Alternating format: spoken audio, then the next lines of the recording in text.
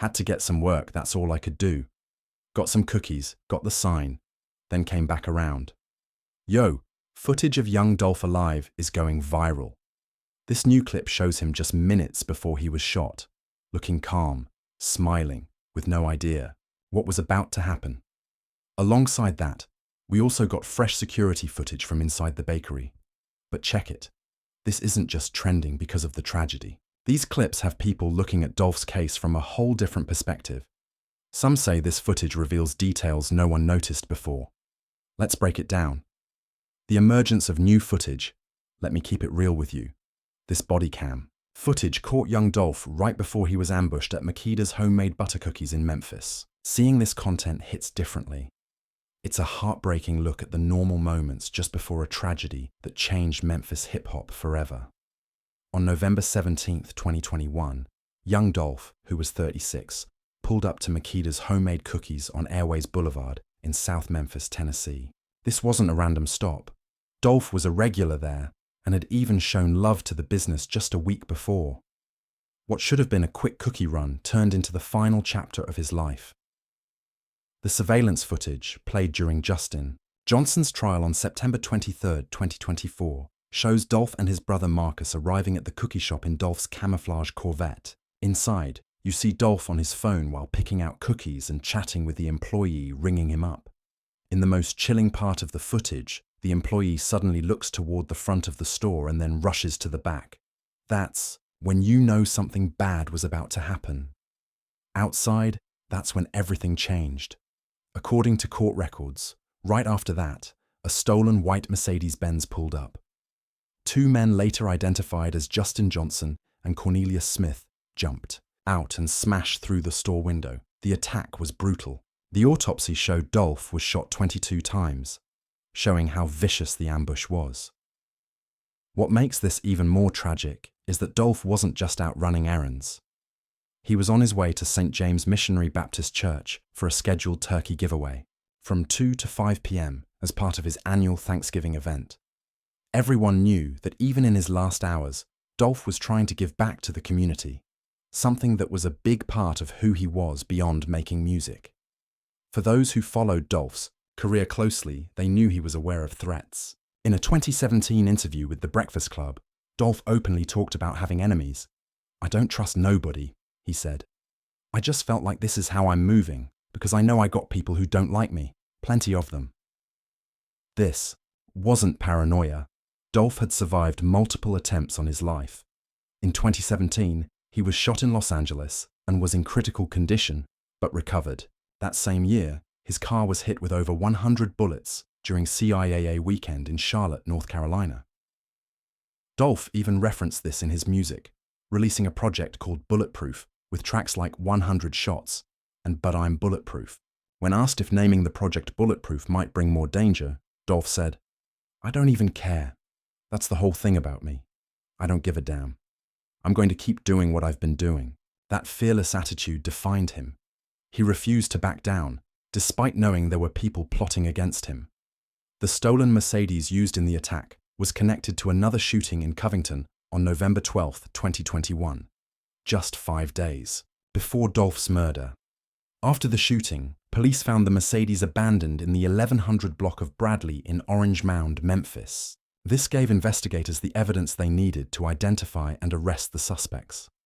Using security footage, phone records, and witness statements, the police built a case against the alleged shooters. Young Dolph rose in the rap game through his independent grind, dropping projects like King of Memphis, 2016, and Rich Slave, 2020, with Rich Slave peaking at number 4 on the Billboard 200. What set him apart was his independence. He famously turned down major label deals to keep control over his music and money. He started making music around 2008 or 2009, initially just having fun and recording songs while hanging out with friends. Beyond music, Dolph was committed to his community. He was known for his annual Thanksgiving turkey giveaways, school donations, and other charitable work that earned respect in his neighborhood. He was a family man who showed a different side of himself to those close to him despite his tough image. The trial and alleged conspiracy.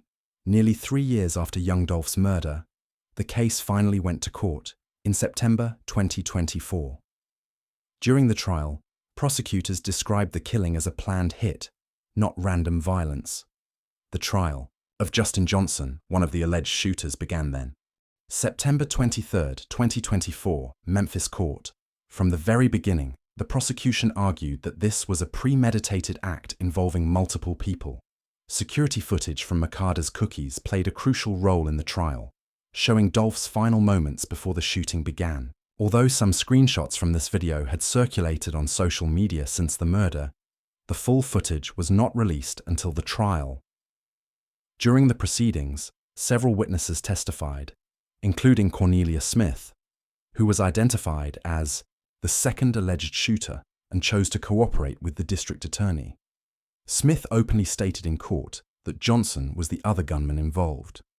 One surprising detail from Smith's testimony was about the payment he received for his role in the murder. According to court records, Smith said he was paid only $800 before being arrested. This relatively small amount for such a high-profile crime raised questions about the true motivation behind the shooting and whether the shooters were merely pawns in a larger scheme. After deliberation, the jury returned their verdict on September 26, 2024. Justin Johnson was found guilty on all charges, including first-degree murder and conspiracy, and was sentenced to life in prison.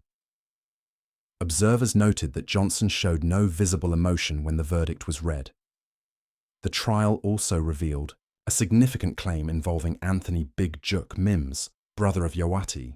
Prosecutors alleged that Big Juk had placed a $100,000 bounty on young Dolph's head. To understand why this was important, it's necessary to know the history between young Dolph and Yoati. Both were successful Memphis rappers from similar backgrounds who had a long-standing feud. This allegation added a new dimension to the belief that Dolph's murder was connected to the ongoing rivalry between his Paper Route empire and Yoati's collective music group, CMG. The tension between these two Memphis hip-hop groups was well known, with diss tracks and social media exchanges occurring over several years. In a 2014 interview on Sway in the Morning about his mixtape High Class Street Music for American Gangster, young Dolph revealed that he had declined an offer to sign with Yo Gotti's CMG label. He explained that he preferred to invest in himself and build his own brand rather than joining another artist's label. According to Dolph, this decision created tension with Yo Gotti, who was reportedly upset by the rejection. However, Yo Gotti never publicly confirmed this as the cause of their issues. The rivalry became more public on February 11, 2016, when young Dolph posted a tweet that many interpreted as a subtle insult directed at Yo Gotti.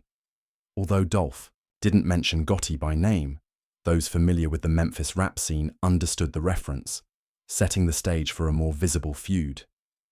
Interestingly, just days after the tweet, Dolph downplayed the conflict in an interview on Hot 97's Ebro in the Morning, calling the rivalry exaggerated and acknowledging Gotti as one of his early supporters. Dolph also clarified that his album King of Memphis was not meant as a direct challenge to Gotti's status, but rather reflected his own mindset and approach to the music industry. In various interviews, Dolph was frequently asked about his relationship with Gotti. In a 2017 interview, when asked why they couldn't end their feud and collaborate, Dolph gave a straightforward answer. In another interview that year, Dolph described his early interactions with Gotti, explaining that Gotti was the first to approach him with a signing offer. However, tensions escalated on March 2, 2017, when Black Youngster, a CMG artist and Yoati's close associate, posted a video on Instagram directly challenging Dolph's claim to the title, King of Memphis. The feud intensified when Black Youngster and his group visited young Dolph's neighborhood in Memphis's Castalia area, filming themselves armed and openly looking for Dolph.